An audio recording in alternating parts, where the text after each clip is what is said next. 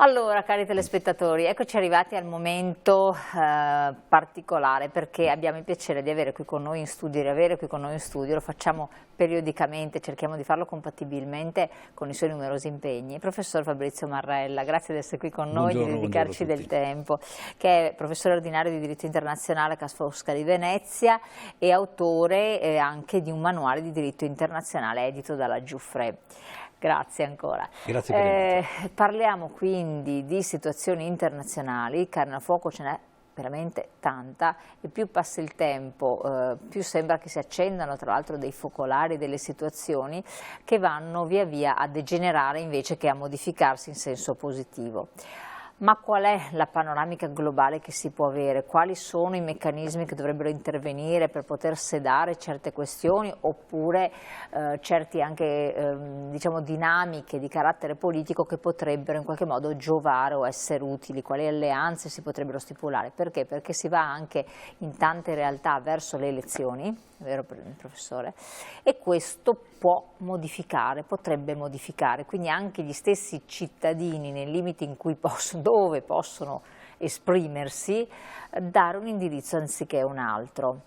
Allora, lei ha scritto anche un articolo interessante recente su un quotidiano, ci faccia un po' un quadro della situazione, partendo proprio magari da questo aspetto più prettamente politico. Beh, in effetti quest'anno, il 2024, è un anno molto particolare perché avremo 4 elezioni fondamentali per l'assetto delle relazioni internazionali. Per cominciare da casa nostra, sappiamo che a giugno avremo le elezioni europee. E ovviamente... ecco, bravo, primo step, bravissimo, lei tra l'altro è espertissimo di questo. Elezioni europee, i nostri telespettatori, non tutti, dicono vabbè, che ci sia uno o l'altro, che cosa cambia? Ci spieghi? Cambia molto perché, ecco qui, possiamo mettere il dito su 2 piaghe se vogliamo. La prima è il fatto che noi in Italia continuiamo, per un retaggio storico strano, a considerare le elezioni europee come così, vabbè, mandiamo qualche politico che non serve più in Italia, lo mandiamo a Bruxelles. E invece ormai è il contrario, perché a Bruxelles si decide oltre tantissimo. I tassi di interesse.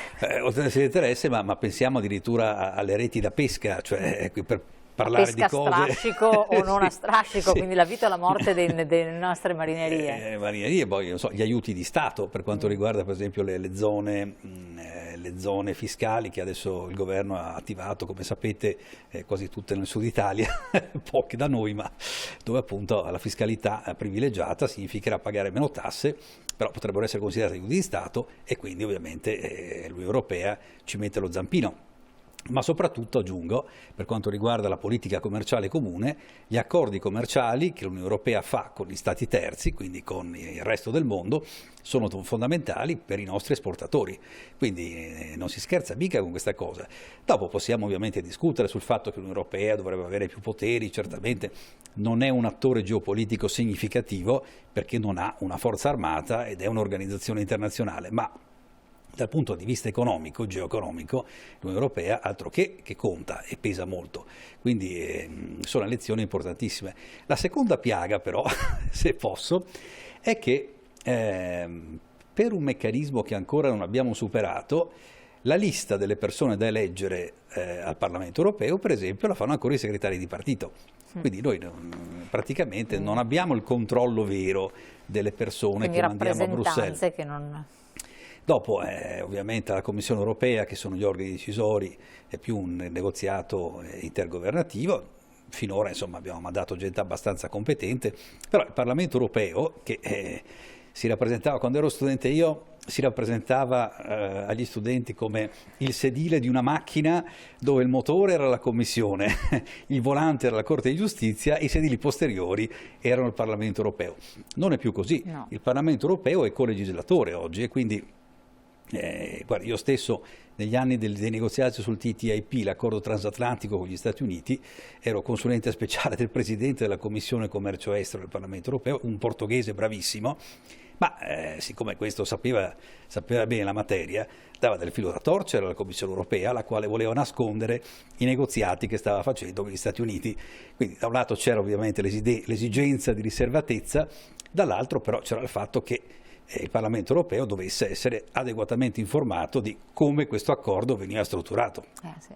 Sono cose importantissime perché nell'accordo commerciale che la Commissione europea negozia con gli Stati terzi possono essere inserite anche delle tutele. Pensiamo ai diritti di proprietà intellettuale, le famose DOC, DOCG, IGP che a noi interessano tanto e che interessano meno i tedeschi perché non ne hanno quasi, e quindi ci troviamo a volte in minoranza perché abbiamo delle richieste di tutele molto particolari, specifiche, che altri paesi invece, che sono più rappresentati, più rappresentativi anche, riescono cioè sono disinteressati o bypassano, non hanno questa grande istanza. Ma in una dinamica, professore, di equilibri anche, dove l'Europa gioca un ruolo importante, o di annessioni, qui stiamo parlando per esempio dell'Ucraina che vuole entrare nell'Unione Europea, c'è stato detto già un placet in qualche modo, quanto conta questo ricambio ai vertici dell'Unione Europea?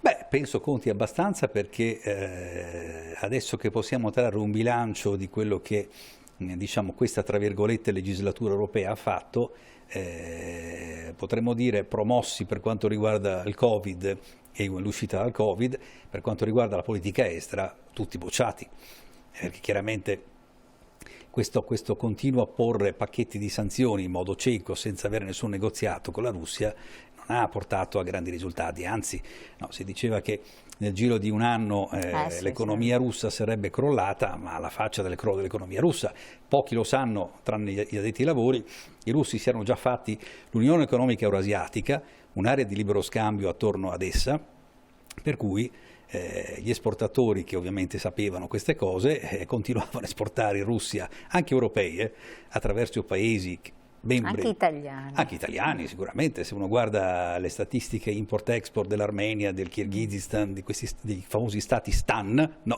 Certo. Che erano nell'ex Unione Sovietica, si vede un incremento del 200% negli ultimi 2 anni. Come mai?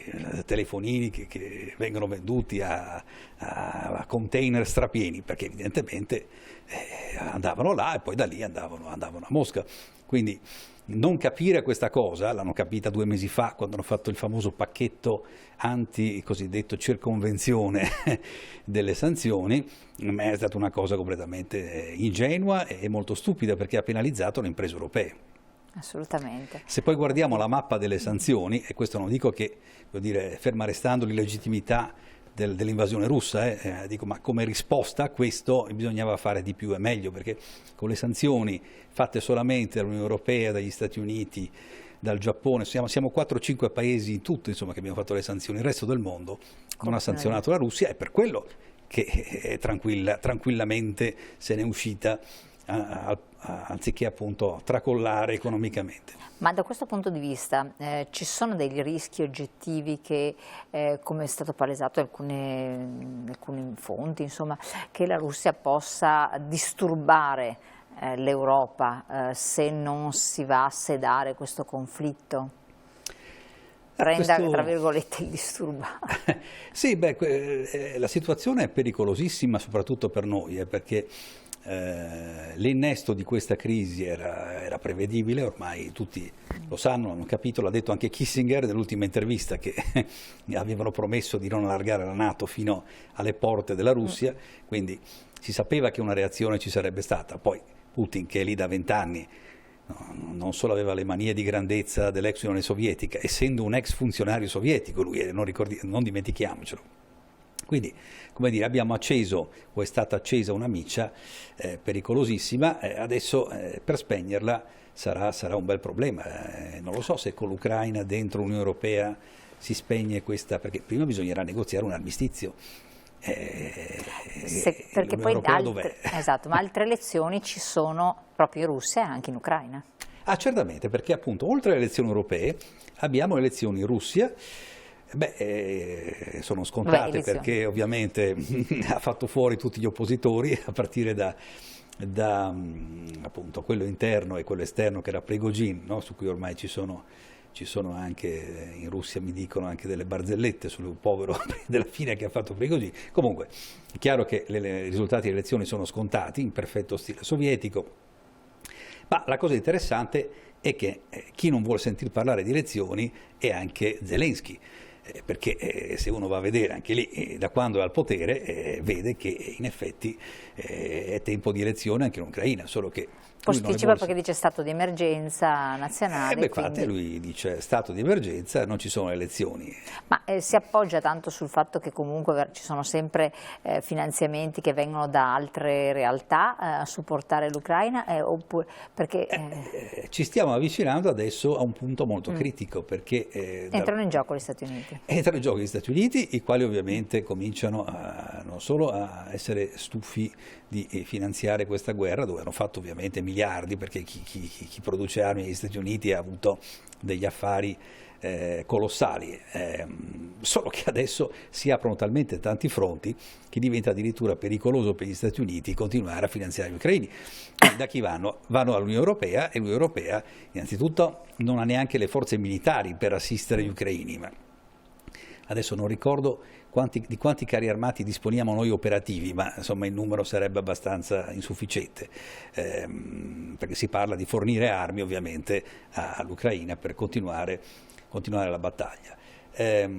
Ma un altro dato interessante è poi una sorta di, come dire, strana contraddizione che c'è tra Zelensky e il capo di Stato Maggiore ucraino, il quale giustamente, dopo aver massacrato milioni, insomma centinaia di migliaia di soldati sul fronte, cosa che per carità è una guerra di liberazione, però non si vede la via d'uscita.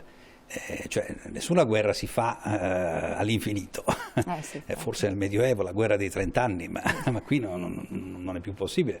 La seconda guerra mondiale è durata 3 anni e mezzo, 4 anni, e questa guerra quanto dura? Siamo già a 2 anni e passa, ma soprattutto si capisce dal dibattito tra Zelensky e il suo capo di Stato Maggiore che ovviamente i militari, che sono pronti sempre a sacrificare la vita, però con un obiettivo, un orizzonte, un piano preciso, mentre qui insomma è abbastanza pericolosa la situazione, perché viceversa un segnale di debolezza da parte dell'Unione Europea adesso verso la Russia potrebbe ringalluzzire i russi, e quindi le famose previsioni per cui dall'Ucraina poi si passerebbe ai paesi baltici e poi un po' alla volta si arriverebbe anche dell'Unione Europea, comincia a non essere così Ma con lontane. che tipo di obiettivo, a qual pro alla fin fine, non si chiede, perché sarebbero occupazioni non accettate, non è una questione controversa di un confine, anche in Ucraina ci sono i filorussi, cioè è una situazione un po' così non definita, ma in Europa invece è proprio finalmente definita, quindi a qualche pro fai un'azione di forza che non riusciresti a mantenere comunque? Cioè sì, è interessantissima la domanda, però se uno vede un po' le dichiarazioni di vari Stati membri si vede appunto una diversa percezione del problema. In Polonia si è in stato di allarme rosso, sai, i polacchi conoscono i russi meglio di noi. Esatto. Quindi, in Polonia c'è l'allarme, in Svezia... In Svezia addirittura... Esatto, tu vai a invadere un paese che non ti vuole, una cosa che tu vai a rivendicare dei territori dove hai una parte che ti sostiene, vai la Crimea, e anche lì c'erano molti che comunque erano favorevoli, perché e quindi lì hai una situazione diciamo di limbo, chi proprio non ti vuole, però anche chi accetta. Lì invece entri in uno Stato che proprio non ti vuole, altri che ancora, e quindi diventa estremamente anche oneroso, pesante e oneroso, quindi ti schieri palesemente mettendo in crisi dinamiche economiche secondo me anche molto importanti. Qui potrebbe entrare in gioco anche la Cina, perché chi prospera dai commerci, dalle attività che si svolgono in una realtà che stanno bene e pacifiche, quando si creano assetti di guerra, di occupazione non desiderata, cambia tutto. Sì, è assolutamente vero, tant'è che la famosa via della seta, la Belt and Road Initiative, non è mai stata gradita da Putin e dal governo russo, perché chiaramente passava attraverso l'Eurasia, che è una zona che i russi considerano di loro controllo. La Cina infatti non è mai stata entusiasta di questa operazione speciale, che appunto temporanea non è. Però la Cina adesso secondo me ha interessi precisi solamente nel Mar della Cina meridionale, principalmente nel Mar della Cina meridionale, perché la questione di Taiwan non è per niente una cosa secondaria di cui poco si parla. Si paragona maniera sbagliata all'Ucraina, ma qui la storia è completamente diversa, no? Perché se uno guarda un po' la storia cinese vede che era Taiwan che doveva invadere la Cina per riprendere il controllo del paese, quindi da loro è considerata, percepita come una guerra civile, e però dietro questa parvenza di guerra civile c'è il controllo del Mar della Cina meridionale, dove c'è stato un arbitrato internazionale recente, in cui appunto la Cina ha mostrato tutta la propria rabbia nel ricevere questo lodo arbitrale, in cui gli si è detto che doveva rimanere nei confini previsti dal diritto del mare. Invece cos'è che volevano fare loro? Ovviamente dietro questa maschera di finto pacifismo commerciale volevano il controllo del Mar della Cina meridionale, perché da lì passano l'80% dei mercantili e quindi il commercio internazionale. Quindi lì secondo me quello è un'area pericolosissima, e dove gli americani difficilmente lasceranno correre un'invasione perché del c'è il Taiwan. discorso degli americani Sì. che sono interessati a questo. Beh sì, perché ripeto, il Mar della Cina meridionale è una zona, uno specchio di mare enorme, ma da lì passa veramente tutto il commercio mondiale, quindi a differenza dell'Ucraina, che invece è un problema dove diciamo la politica ha superato l'economia, a Taiwan invece è l'economia che determina la risposta politica, come si vede anche peraltro adesso con il Mar Rosso. No? Dopo parliamo anche del Mar Rosso, assolutamente. Restando laggiù, c'è l'altra questione del Tibet, perché Ecco. I tanti focolai sono quelli che spaventano, tanti dove a un certo punto tu niente da perdere, perché tanto ormai sei in una situazione già di grande disagio, quando invece c'è grande benessere, grande pace e tranquillità, mettere in gioco diventa più difficile, no? Mentre il Tibet è un'altra questione, ma lì perché continua ad esserci? Il Tibet non se ne parla più, ma quello è un caso di annessione illegale che è rimasto. Strano che non venga più agitato, no, dagli americani in questo momento di guerra fredda con la Cina. Si parla di solito solamente degli uiguri, ma sono una minoranza in un'altra zona della Cina, la minoranza musulmana, che sicuramente subisce delle terribili violazioni dei diritti umani, però del Tibet sì, non se ne parla più. Ma è chiaro che basterebbe questo esempio per capire che dietro alle dichiarazioni politiche che sono sempre presentate all'ONU nei grandi consessi dei ministeri degli esteri cinesi abbiamo una prassi che non corrisponde con le dichiarazioni, perché loro appunto vorrebbero il bene comune, il commercio mondiale, siamo tutti d'accordo, altro che lo vogliamo, però poi l'invasione del Tibet come si spiega? Il Mar della Cina meridionale come si fa? Pensate che stavano costruendo delle isole artificiali per estendere la frontiera marittima sempre più giù, quindi è chiaro che insomma c'è una espansività della Cina che va monitorata con grande attenzione. Anche perché la Cina adesso non è più in un momento florido dal punto di vista economico, di grande crescita, di prospettive, di occupazione, eccetera, no? Se non erro, quindi sì. Deve recuperare dal punto di vista del PIL interno anche. Certamente l'economia non va più tanto bene, sono aumentati i salari, potremmo dire anche per fortuna, perché Però non danno prospettive anche ai giovani di lungo periodo, mi sembra. Beh no, dopo ovviamente in un paese che ha 1,5 miliardi di abitanti è molto complicato per noi capire, perché noi con 66 milioni di abitanti abbiamo un sacco di problemi. Immaginiamoci ci fossero 1,5 miliardi di italiani, cosa ci sarebbe? Assolutamente. Quindi insomma, carità, chi governa la Cina è particolarmente abile e bravo, insomma fa del suo meglio. Ecco. E lo interrompo un attimo, professore, perché abbiamo una pubblicità che incombe, perché stando sempre in quegli orizzonti di cui poco si parla da noi e anche dall'altra parte ce ne sono altrettanti, è bene portarvi alla luce alcuni aspetti che possono far capire meglio che cosa si sta muovendo negli asset internazionali. Andiamo appunto in pubblicità, restate con noi, canale 19, pochi secondi, vi vediamo.